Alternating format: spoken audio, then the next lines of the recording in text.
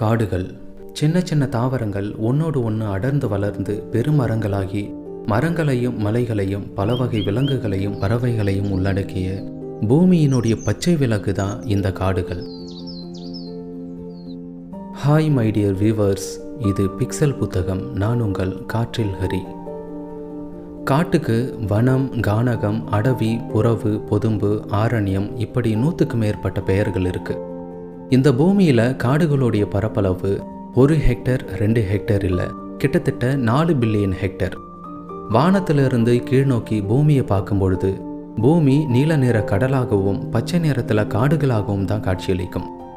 மொத்த பூமியில் பச்சை பசேல்னு காட்சியளிக்கிற காடுகளுடைய சதவீதம் 9.4%.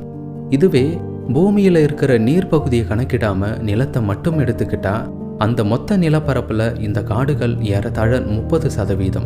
ஆனால் இதுக்கு முன்னாடி இது 50% இருந்ததாகவும் சொல்லப்படுது. பூமியில் காடுகள் எந்த அளவு முக்கியம்னு எல்லாருமே தெரிஞ்சுக்கணும். நாளுக்கு நாள் அதிகமாகிட்டு போகிற பூமியினுடைய வெப்பத்தை கட்டுக்குள்ளே வைக்கிறது இந்த காடுகள் தான். காட்டுக்குள்ளே இருக்கிற அதிகப்படியான மரங்கள் தான் மழை பொழிவை உண்டாக்கி பூமியை குளிர வச்சுட்டு இருக்கு. நாம் சுவாசிக்கிற மூச்சு காத்து காடுகள் தருகிற வரம்.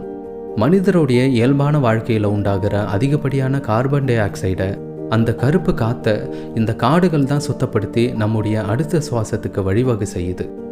பூமியினுடைய நுரையீரலே இந்த காடுகள் தான். நீருக்குன்னு ஒரு தனி இடம், நெருப்புக்குன்னு ஒரு தனி இடம் தான் இந்த பூமியில் இருக்குது. ரெண்டும் ஒன்றா சேரும்போது ரெண்டுமே அடையாளம் இழக்கும். எல்லாமே அதுங்களுக்குன்னு ஒதுக்கப்பட்ட இடத்துல இருந்தாகணும். மனிதர்கள் மட்டும் இல்லாமல் மற்ற விலங்குகளும் இந்த பூமியில் இருக்குது. மனிதன் தனக்கான இருப்பிடத்தை அவனே உருவாக்கிக்குவான். ஆனால் மற்ற விலங்குகளால் அந்த மாதிரி உருவாக்க முடியாது. விலங்குகளுக்கு இருக்கிற இந்த குறைய இந்த காடுகள் தான் போக்குது. இந்த பூமியில் இருக்கிற எல்லா விலங்குகளுக்கும் இந்த காடுகள் தான் வீடாக இருந்துட்டு இருக்கு.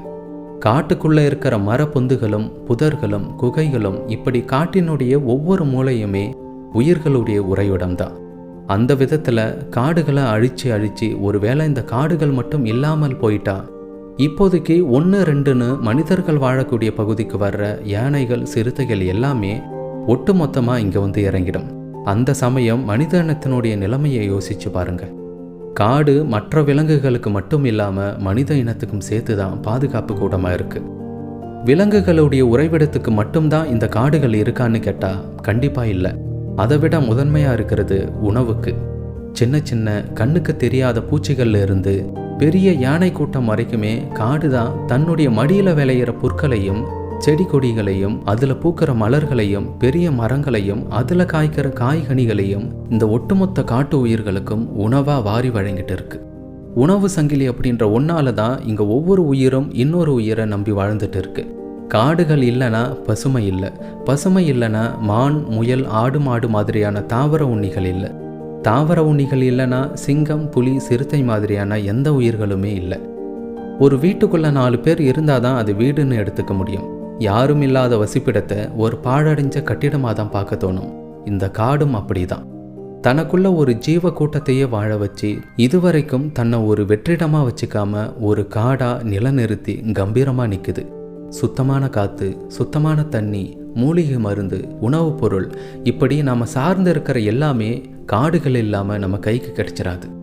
இன்னைக்கு மனிதனுடைய தேவைக்காகவும் சுயநலத்திற்காகவும் அதிக அளவிலான காடுகள் அழிக்கப்பட்டுட்டு வருது. ஒரு நாட்டில் அதனுடைய மொத்த பரப்பளவில் 1/3 பங்கு காடுகள் இருக்கணும்னு சொல்கிறாங்க. ஒரு தேசம் பாதுகாப்பாக இருக்கிறதுக்கு காடுகளும் ஒரு காரணம்னு திருக்குறளை சொல்லுது. ஆனால் இந்த நகரமயமாக்கல், வணிகமயமாக்கல் இது போதாத பட்சத்தில் இயற்கை சீற்றம் இந்த மாதிரி விஷயங்களால் காடுகளுடைய அளவு குறைஞ்சிக்கிட்டே போகுது. இதனால் ஏற்படக்கூடிய பாதிப்புகளை காடுகளை அழித்த மனிதனும் சேர்த்து தான் அனுபவிச்சாகணும். காடுகளை பாதுகாக்கிறது மூலமாக தான் மனிதன் உட்பட எல்லா உயிர்களுடைய வாழ்க்கையையும் நாம் இங்கே பாதுகாக்க முடியும். கடைசியாக ஒன்று சொல்லணும். காடுகளை பற்றி எத்தனையோ பேர் எத்தனையோ கட்டுரைகளும் கவிதைகளும் எழுதியிருக்கலாம். ஆனால் இதுவரைக்கும் யாரும் எழுதாத அழகான கவிதைகளை இந்த காடுகள் தனக்குள்ள தானே படைச்சு வச்சிருக்கு.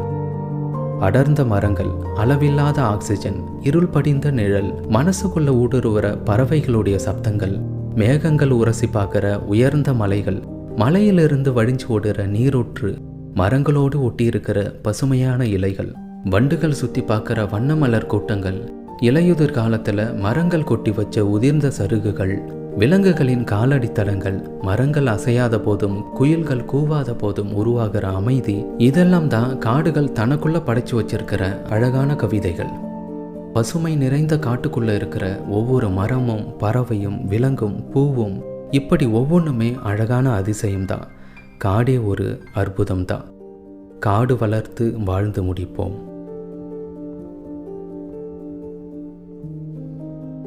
இந்த வீடியோ பிடிச்சிருந்தா மறக்காமல் லைக் பண்ணுங்கள், மற்றவங்களுக்கும் ஷேர் பண்ணுங்கள். இந்த மாதிரி அடுத்தடுத்த வீடியோக்களை பார்க்க நம்ம சேனலையும் சப்ஸ்கிரைப் பண்ணிடுங்க.